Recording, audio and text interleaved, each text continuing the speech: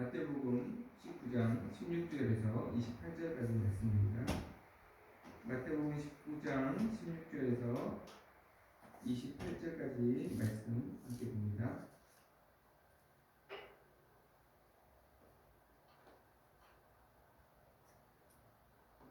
마태복음 19장 16절에서 28절까지 한 절씩 교독합니다.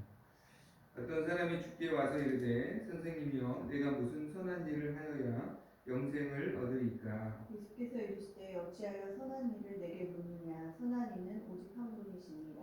내가 생명에 들어가려면 계명들을 지키라.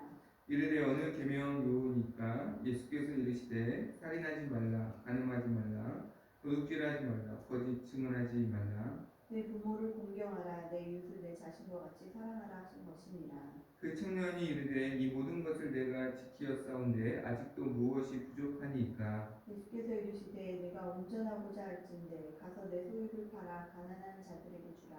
그리하면 하늘에서 보화가 내게 있으리라. 그리고 와서 나를 따르라 하시니 그 청년이 재물이 많음으로 이 말씀을 듣고 근심하며 가니라. 예수께서 제자들에게 이르시되 내가 진실로 너희에게 이르노니 부자는 천국에 들어가기가 어려우니라. 다시 너희에게 말하노니 낙타가 바늘귀로 들어가는 것이 부자가 하나님의 나라에 들어가는 것보다 쉬우니라 하시니 제자들이 듣고 몹시 놀라 이르되 그렇다면 누가 구원을 얻을 수 있으리까?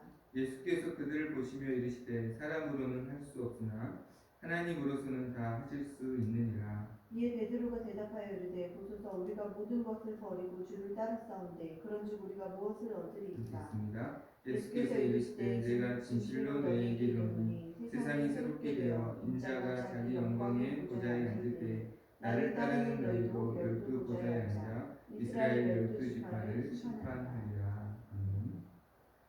본문의 사건은 예수님께서 예루살렘으로 올라가시는 도중에 여리고에 도착하기 전에 일어났던 사건입니다. 오늘 본문 말씀과 같이 한 부자 청년이 예수님께 나와 내가 어떻게 하면 어떤 선을 행해야 내가 영생을 얻을 수 있겠습니까? 이렇게 질문을 했고 예수님께서는 너의 가진 재물을 팔아서 가난한 자들에게 나눠주고 나를 따르라 이렇게 말씀하십니다. 이 말씀을 듣고 부자 청년은 그냥 근심하며 돌아가게 되죠. 이 모습을 보면서 예수님께서 부자가 하나님 나라에 들어가는 것이 낙타가 바늘길을 통과한 것보다 어렵다. 그러나 하나님으로서는 할 수 있다라고 말씀을 하십니다.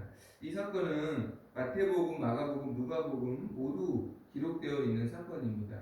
그러니까 예수님의 제자들이 이 사건을 다 기록했다라는 것은 이 사건이 제자들에게는 굉장히 큰 충격적인 사건이었다라는 것이죠. 왜 충격이었을까?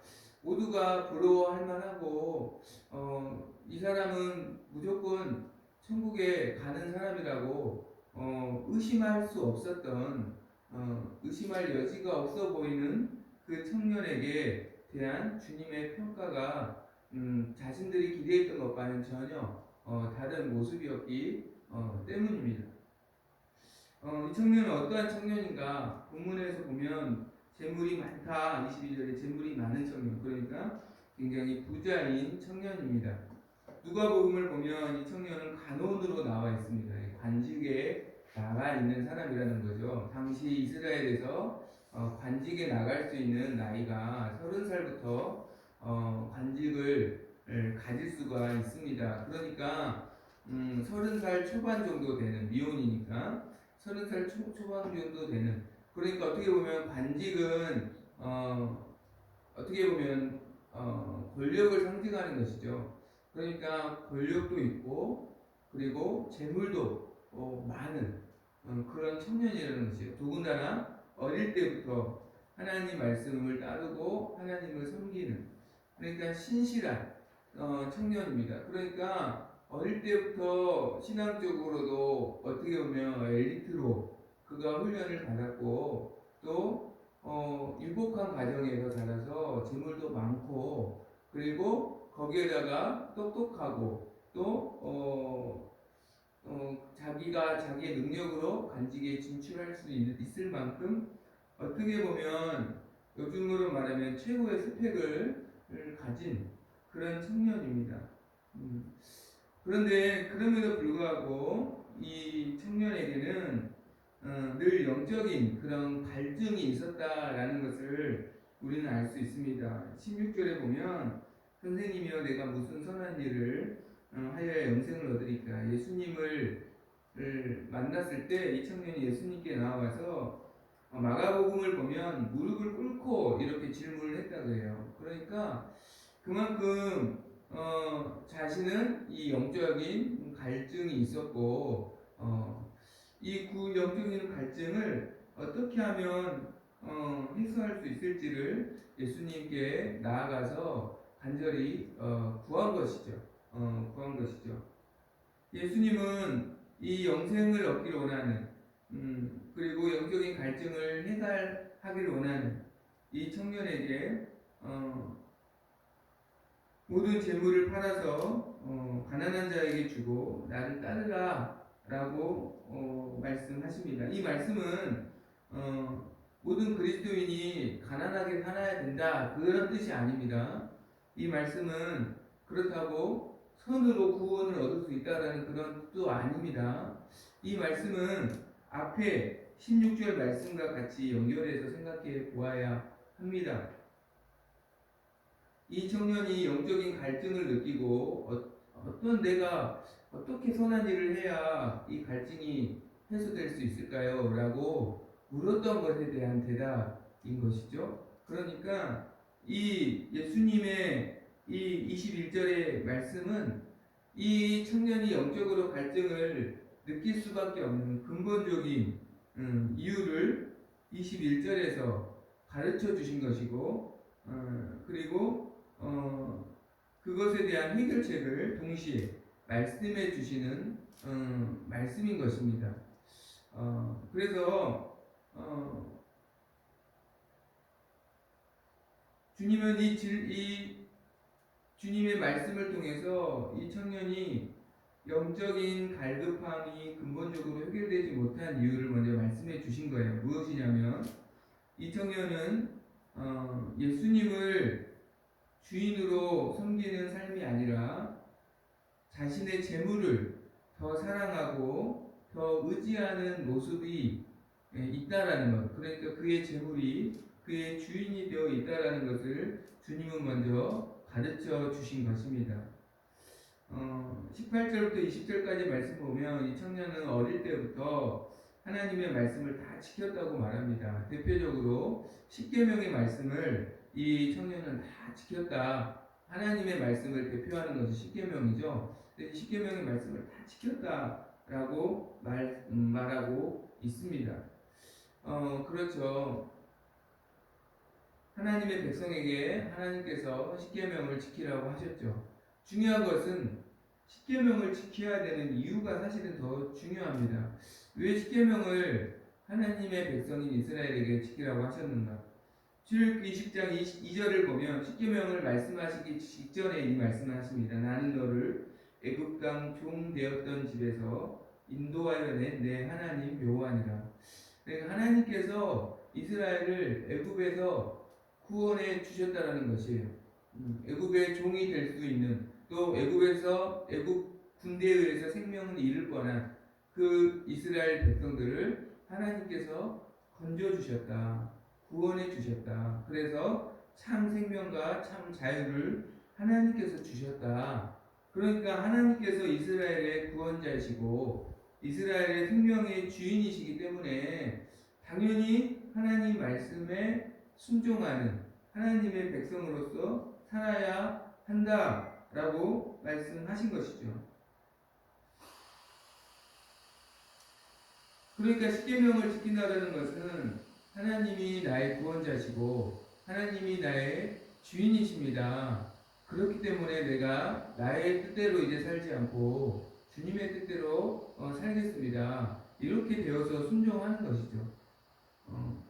재물에 대한 말씀도 마찬가지입니다. 그런데 21절에 보면 가난한 자들에게 내 재물을 팔아 나눠주고 나를 따르라 라는 이 말씀을 듣고 22절에 보면 이 청년이 이 말을 듣자마자 아무 말도 하지 않고 그냥 바로 예수님을 떠나버립니다. 근심하면서. 어떠한 메시지가 이 안에 있는 것일까요? 전혀 그럴 마음이 없다는 것이죠. 그렇죠. 자기의 재물을 전혀 양보할 마음이, 자기의 재물을 팔아서 가난한 사람들에게 줄 마음이 전혀 없다는 것입니다. 만약에 이 마음이 조금이라도 있었다면 주님, 제가 아직 믿음이 부족한데 일단 조금만 저의 재물을 팔아서 구제해도 되겠습니까? 이렇게 말을 했어야 맞습니다. 마음이 조금이라도 있었다면.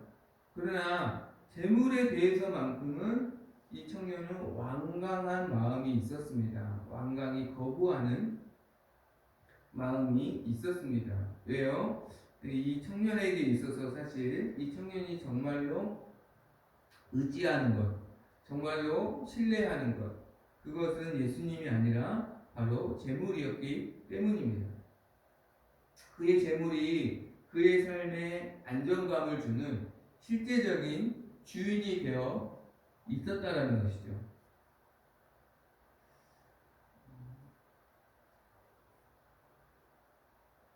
그럼 우리의 믿음은 사실 점진적인 것입니다. 처음부터 예수를 믿자마자 완전한 그리스도인은 없습니다. 믿음이 조금씩 자라는 것이죠. 그러나 중요한 것은 하나님의 말씀 앞에서 예수님이 나의 구주이심을 믿는 사람이라면 말씀 앞에서 내가 나의 순종이 미치지 못한 것에 대해서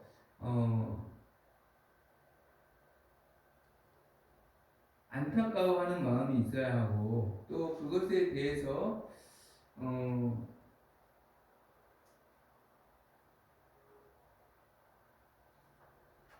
믿음을 주시기를 하나님 앞에 구하는 태도가 그리스도인이라면 있어야 되는 것이겠죠. 그러나 이것에 대해서는 하나님 말씀하지 말아주세요 라고 말하는 것은 전혀 다른 문제라는 것이죠. 전혀. 그러니까 내가 지금 믿음이 부족해서 실조해야 되는 건 아는데 믿음이 많이 부족합니다. 제게 믿음을 더 주시고 제가 더 그러한 사람이 되도록 주님 도와주세요. 이렇게 말하는 것과 그것에 대해서는 저에게 말하지 말아주세요. 이것에 대해서만큼은 제가 마음대로 하겠습니다. 라고 말하는 것은 전혀 다른 문제라는 것이죠. 그것은 이미 완강히 거부하는 하나님의 말씀이 있다면 그것은 이미 그것이 그 사람의 실제적인 주인이 되어 있다라는 것을 우리에게 말씀하는 것입니다. 21절에 내가 온전하고자 할진대, 무슨 말이냐면 내가 정말로 예수님을 주인으로 인정하는 삶을 살고자 한다면 그 말씀에도 순종하라라는 것을 주님이 말씀하신 것입니다. 우리가 기억해야 할 것은 내가 받은 구원이 얼마나 큰 은혜인가, 또 예수님이 어떤 분이신가, 예수님이 나에게 정말 구원자이시고 하나님의 아들이시며 주인이심을 우리가 믿는다면 그리고 그분을 따를 때 주시는 은혜와 복이 있다라는 것을, 상급이 있다라는 것을 정말 믿는다면 27절 말씀, 제자들처럼 모든 것을 버리고 주를 따를 수 있는 그러한 모습, 자기가 가진 것을 다 하나님 말씀 앞에 부인하고 내려놓고 주님을 따를 수 있는 그러한 모습으로 나타나는 것이죠. 제자들과 이 부자 청년의 차이점은 무엇인가? 27절에 보면 제자들은 예수님을 주를 따랐습니다. 예수님을 주님으로 고백합니다. 삶의 주인으로, 자신들의 모든 것의 주인으로 고백하죠. 예수님이 하나님 되심을 제자들은 믿었습니다. 예수님이 그리스도이심을, 구원자이심을, 메시아이심을 그들은 믿었습니다.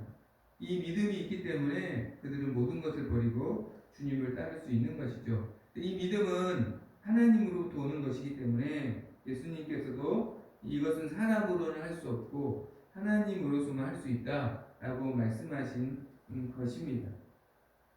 예수님 역시 16절, 17절 말씀 보면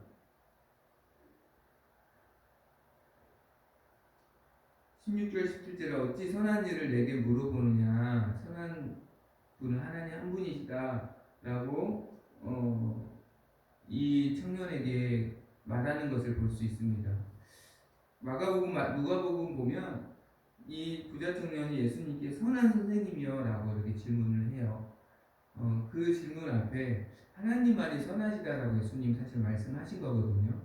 사실 예수님은 하나님의 아들이시죠. 예수님은 하나님의 본체이시고 하나님과 동등된 능력과 권능을 영광을 가지신 분이시죠. 그럼에도 불구하고 하나님 아버지 앞에서 자신의 모든 것을 예수님은 부인하고 계십니다. 어떻게 이럴 수 있을까? 결국은 십자가에 죽기까지 하나님 아버지 말씀 앞에 예수님은 하나님의 하나님 되심을 내려놓으시고 순종하십니다. 어떻게 이렇게까지 하나님 앞에 자기를 부인하실 수 있을까?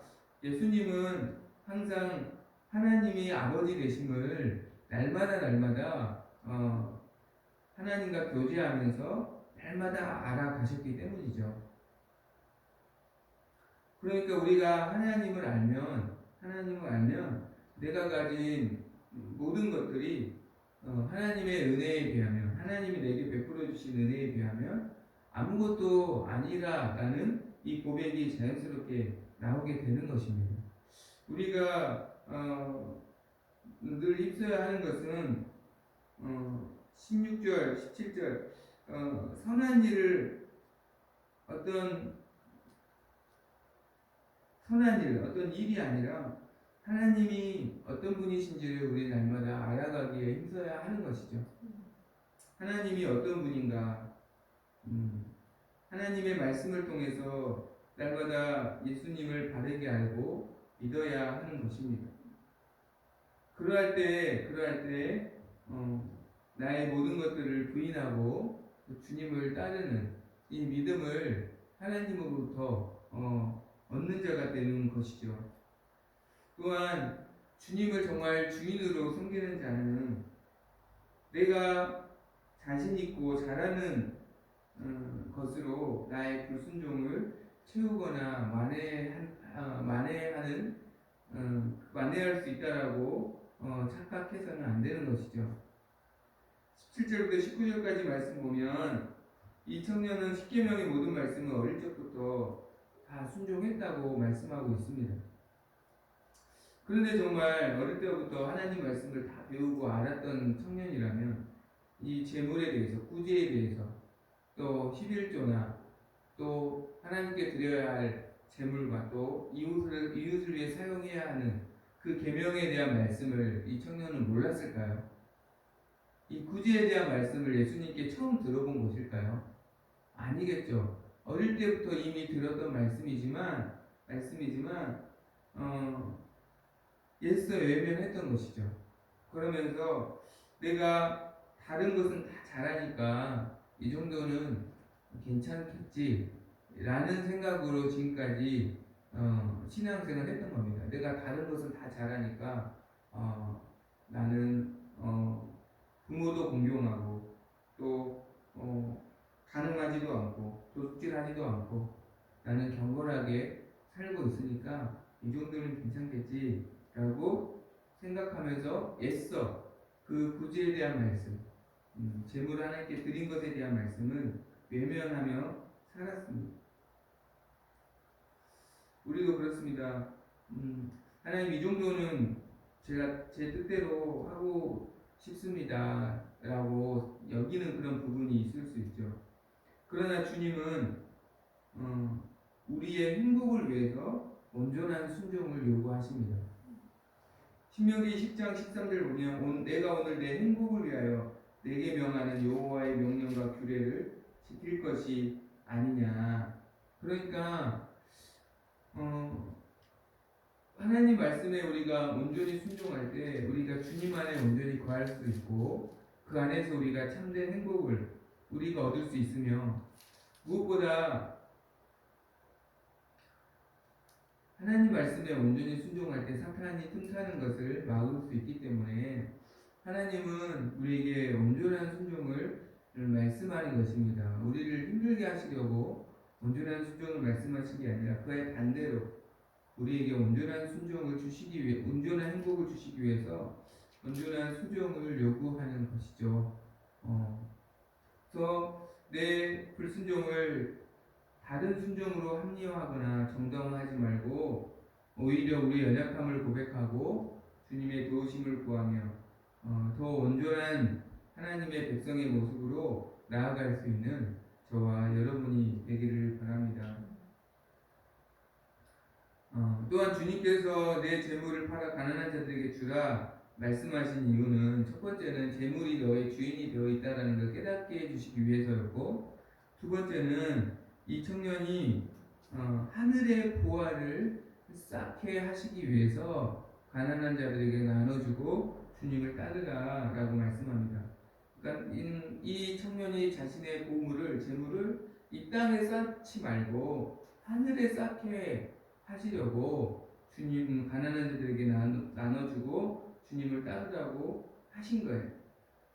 왜요? 이 땅에 나의 보물을 이 땅에 쌓을수록 우리는 우리에게는 탐심이 더 커지기 때문입니다. 골로새서 말씀 보면 탐심은 우상숭배다 말하거든요. 그러니까 탐심은 결국은 뭐냐면 하나님보다 더 사랑하는 무엇인가를 사랑하는 마음인 것이죠. 그 마음이 내가 쌓고 있는 보물을 쌓고 있는 쌓을수록 이 땅에 쌓을수록 그 탐심이 즉 우상 숭배가 더 커지기 때문에 하늘에 쌓으라라고 주님이 말씀하는 것입니다.